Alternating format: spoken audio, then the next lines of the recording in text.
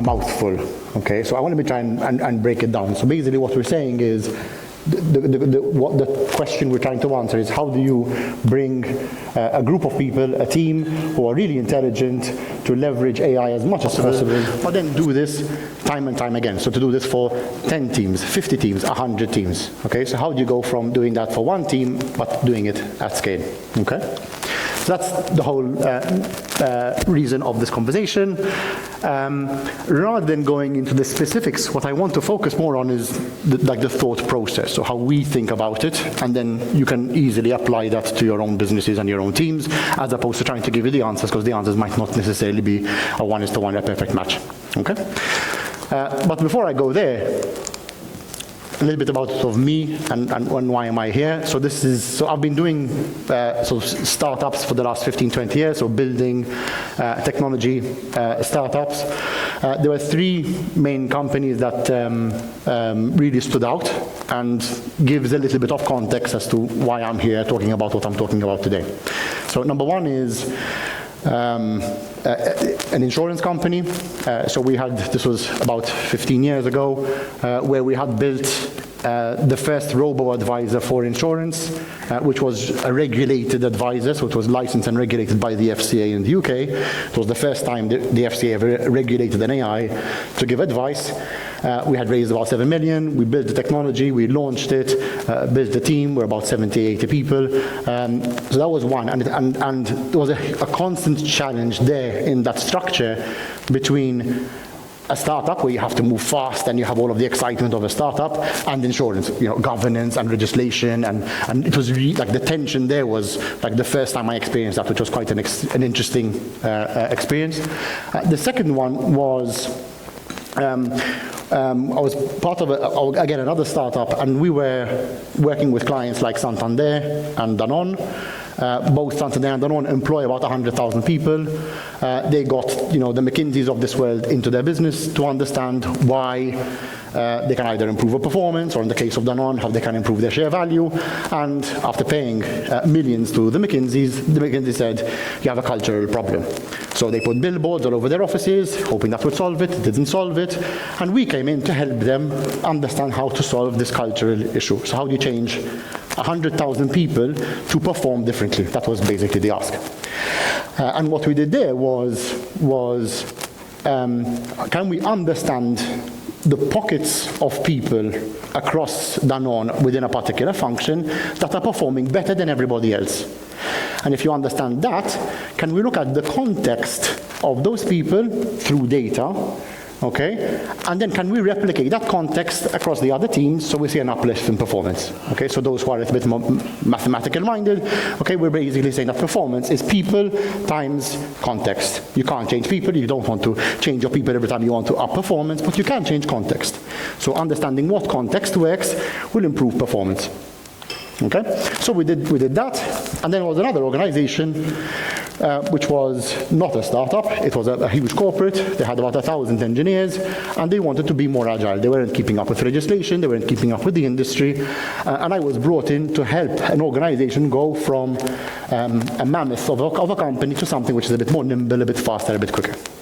And these three experiences helped me get to where I am today, which is Cleverbit, where we're really focused on software. I had 5 kids in between both, which also changed my life a little bit, but let's focus a little bit more on Cleverbit. So what we do at Cleverbit is we essentially focus on high performance teams. Okay, so we're very performance focused within the context of software development. Okay. Most of our clients are UK and Texas. Those tend to be our main markets, although we do have a couple in Malta as well. Why performance? Why is performance such a big thing? Okay, so obviously, from experience, I've sat and received the pressure from investors, from the board. I sit on boards today as well, and this constant challenge of, we have to be faster because we're not keeping up with regulation. We have to be faster because we have to win this next big client. We have to be faster because, we're losing out to the market. Okay, so there's this constant pressure on, we need to perform better, we need to perform better. At the moment, that's gone up a little bit more. So for those that are in the tech world, I'm feeling that the pressure has gone up significantly because of AI. So people are expecting, we need to cut staff because AI can automate this and automate that and blah, blah, blah. And so the pressure is really on, particularly when it comes to software development. Okay, so this is what we're going to be talking about a little bit today. And again, I'm going to be touching on a couple of points. And I'm going to keep it not theoretical, but more from a thought process perspective. If you want to know our full playbook, we're going to be launching our full playbook, which is a free document, it's about 120 pages or something, so you can know exactly how we do it. Okay? But rather than going into that detail, let's keep it at thought process level. So, from the human side, so for this presentation, what I wanted to look at is if we had to sum up the human side of everything that we do within the context of a team, what is the most important attribute that exists? And in my past, I've always thought maybe it's engagement. Employees have to be engaged, teams have to be engaged. Maybe it is a sense of accountability. Yes, maybe it is a sense of creating a safe space to allow people to challenge each other. But what we've found that time and time again is that the sense of ownership is really what drives everything. Okay, so by having a really strong sense of ownership within, not leadership, but within the teams, is really what makes a huge delta, a huge difference, a huge impact in performance. Okay? Now, a bit of a side note is one of the things that we do at Cleverbit, and this is not a pitch, but more just to prove the concept. So one of the things that we do at Cleverbit is we basically create a team, and then we create a separate company, okay? And that company is assigned to one client. And that client can buy that company at any point in time, okay? Why do we do that? Because I have been on the client side, and I have been held ransom by providers, and we want to create a structure where that can't happen. Now, because we have this model, how do we exaggerate this ownership mentality? Well, we give equity to the leaders or to certain individuals within the structure, so they really have a sense of ownership. It's not just a cultural billboard, but it is actually they own shares within that structure. Okay, so we even put our money where our mouth is. It's that important. When we also talk about performance, very often people look at performance equals speed. Yes? But we also need to look at the context of the company. If you are a startup, you're probably right. Speed is the most important. How fast can you build? How fast can you put into production? How fast can you fail? How fast can you learn? It's speed, speed, speed. Can I run faster than the competition in order to build something interesting? Within a corporate structure, it's a little bit different. Okay, you're talking about governance, you're talking about risk, you're talking about business continuity. So the conversation is a little bit different. Okay, so when you talk about performance, let's not assume what performance is. Really try to understand what performance means to you. So let's not blanket bomb that definition. When you start to say, okay, so let's bring AI now into this conversation. Okay, so in a startup context, when you have an AI-first team, yes, it's obvious. Okay, they're obviously going to be AI first because you want the speed. Okay, so AI is going to be integrated into everything that happens within the context of a startup. Within the context of a corporate, though, it's a little bit different. It's a little bit more challenging. And it's a little bit more nuanced. So how you approach the problem, there are many different ways that you can approach it. So you can say, listen, why don't we create a team which is AI first, whatever that means, but keep them separate. So we don't integrate them with the rest, so we understand and they can move at a different cadence. Why don't we start to create champions? Okay, so there are many different ways that you can start to bring AI into your structures, but doing it in a safe way because obviously performance is different within that enterprise context. Okay? But one of the things that we're also seeing is that the structure of a team, when you start to bring AI first mentality into a team, that the structure of the team changes. On the left-hand side, you see your typical old-school agile team, okay? Which everybody knows. I'm not going to talk about this. This is a little bit more interesting. Jesus. So what's happening over here? So in this context, you have humans and agents which are equal citizens, okay? They're at par. You have a human who's looking at the business, who owns the business, the direction of the business. You have a human who owns the product, who owns the user experience. You have a person who is coordinating. And then you have a person who's looking at security and making sure all the doors are locked. Everything else is agents. This is not here yet, but this is the direction of travel that we're going. Okay? So the structure of the team, the activity of the team is very, very different. And one of the things that we're doing is trying to reimagine what that activity is, what that structure is. What are the things that we need to be worried about? What are things that are going to become abstract to individuals and to teams, which today are not? What skills are going to change? And these are the questions that we're always asking ourselves. And then another question is, okay, so in that context, we're therefore going to be moving a lot faster because AI is the best thing since sliced bread. Okay, let's look at the statistics. So when AI started, this was a couple of years ago, there was a 55% uplift in productivity of software development.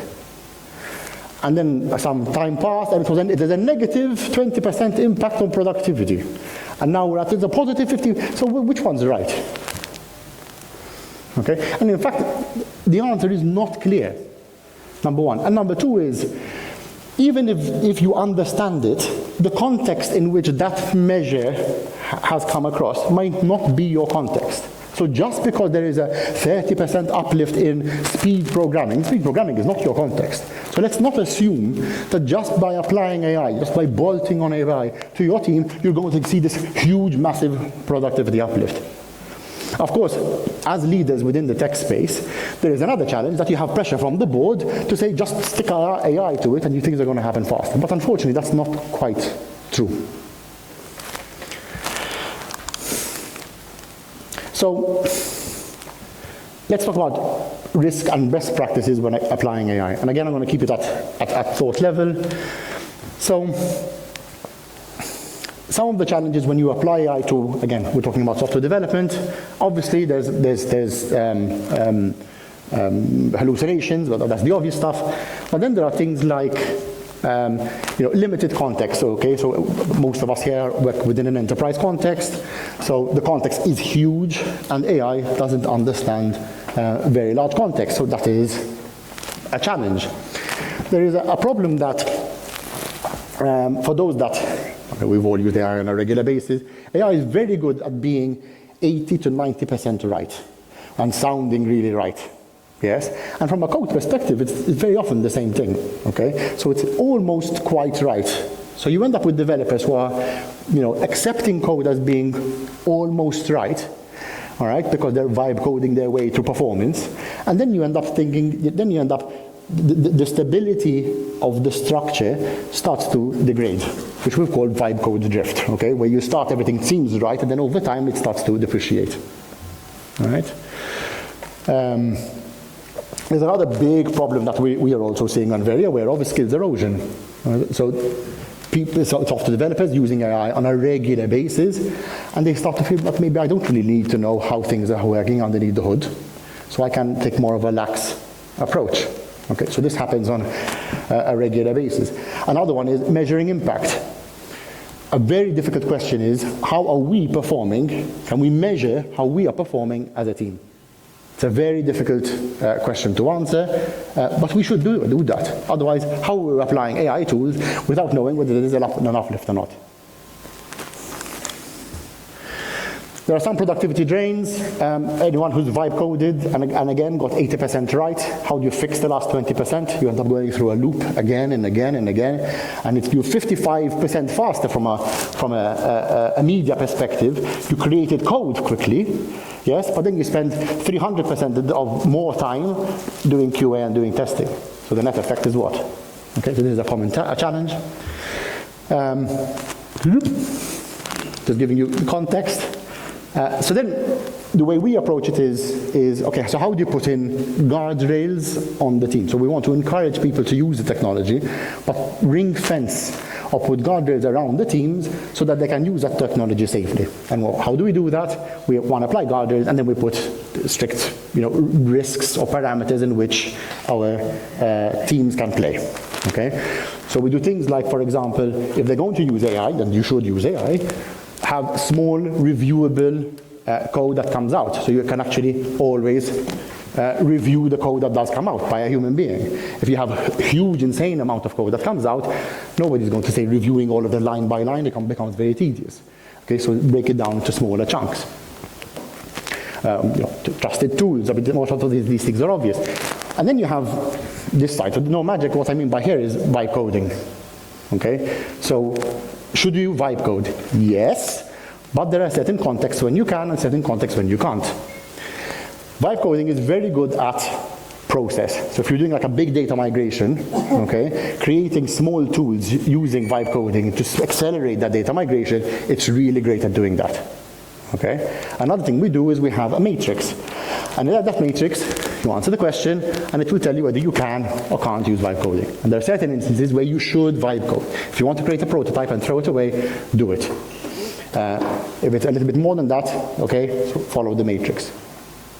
Okay? Another thing that we do, and we're very religious about, is having a goal. And the goal is extremely articulate and very, very clear. Okay, and just to prove the point, so one of the part in the goal is we aim to make the current guardrails obsolete. So one of the things we're doing is how do we look at the guardrails that we've created and automate them so that they don't need to be there, so people can work a lot freer, a lot quicker. Okay? So that's today. Now let's look at the future. So we've created this concept called AI Labs, where we're testing, so we're always benchmarking our current productivity, and looking at how can we create an uplift by creating our own technology that we use with our clients. And I'm going to share that with you today. So one of the things that we do is we map out the entire software development lifecycle. Okay, so we look at what happens from a user story all the way up till the end. Okay, and then we say, okay, so how can we apply AI to all of this? And we started to look at, and we look at a lot of technology companies are looking at the end bit. And we said, can we start way upstream of that? Can we start looking at the user story? Let's focus on just the user story. And if we had to, imagine you had to write a user story, and it gives you an ontology. And that ontology, that map of your entire system will tell you that for this user story, you're going to impact these components within your system, and these are the relationships with the components. And what is the impact that that can have on a team? Okay, because we're obsessed with the team, not the individual. From a team perspective, number one, they can have very interesting conversations about a user story. They can create what-if scenarios. They can have the mature conversations that typically happen at the end of the software development lifecycle, right up at the beginning. Number two, the AI broadens its context because it can traverse. It can start here, and because it is an image, and because it can traverse, then it allows the context to broaden. And number three, user test, so test generation, becomes a lot more effective. Okay, and we're doing this for all parts within the software development lifecycle. So we bring AI into the entire process to accelerate everything. And obviously this is just a bit of a flavor. I'm getting hand signals that my time is soon up. So essentially this is what we do at Cleverbit. Obviously very focused on high performance. Second one is leveraging AI. And third is what I mentioned before, which is creating a structure that our clients can buy. So we have people who are, 40 people, and they're client facing, and they're directors at our clients, and because we allow that structure to be transferred to the client. If you want to know, I think all of the speakers have done this, how you are doing from a team perspective, we've created this app. It's free, so you can take a photo of the QR code. You answer a couple of questions, and it will give you two things. Now, one is to give you a score on how well you're doing from a performance perspective. And number two is it will explain to you where you're strong, where you're weak, and what your risks are on various domains. So it's a really good way, a really quick way for you to understand where you might need a little bit more focus. Okay? Do we have time for questions? I'm happy to take one or two if we have time. Any questions?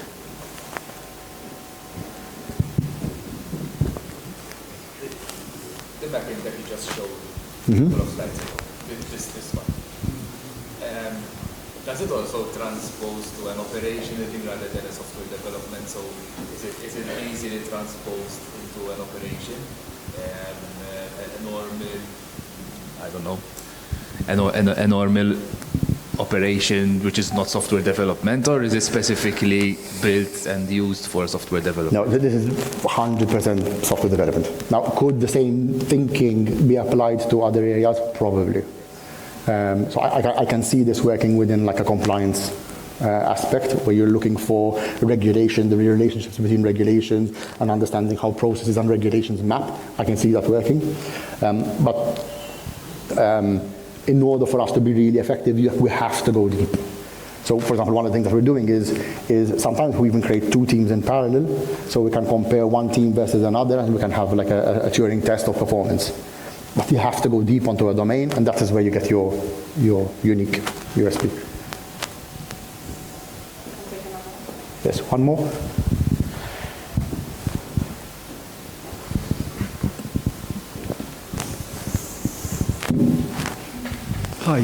Hi.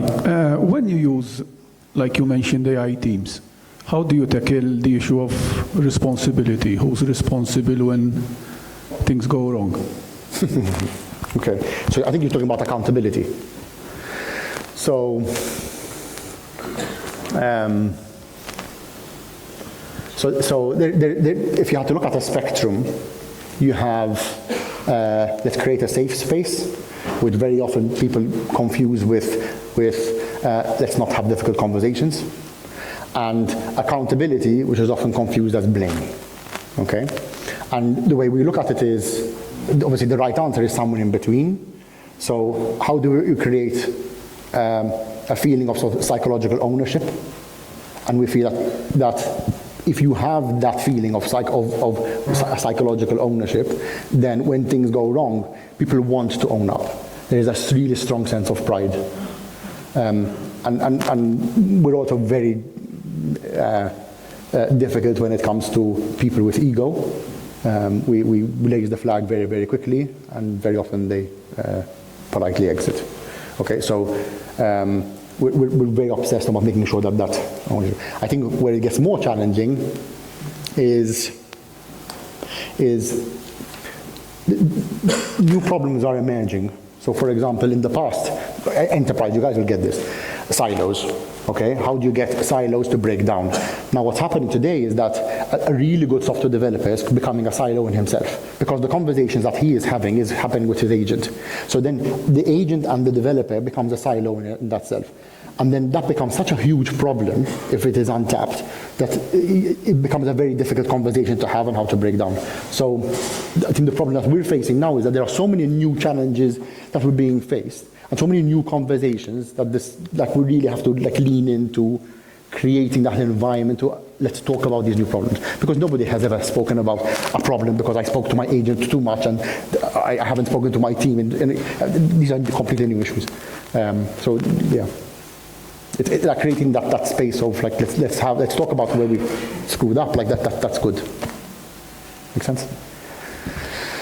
Excellent. Simon, thank you. Thank you very much. From the context of anybody in and around software development, I mean, I found that fascinating. For those who are not in software development, although it doesn't apply 100%, there are, of course, lessons to be taken from that really interesting presentation, in that any process needs a little bit of thought and a little bit of expert advice as to how to take things to the next level with AI, because you can't just pin AI on it and, like with Professor Dingley's slide over there with the very big machine and a sticker on it, it doesn't work that way.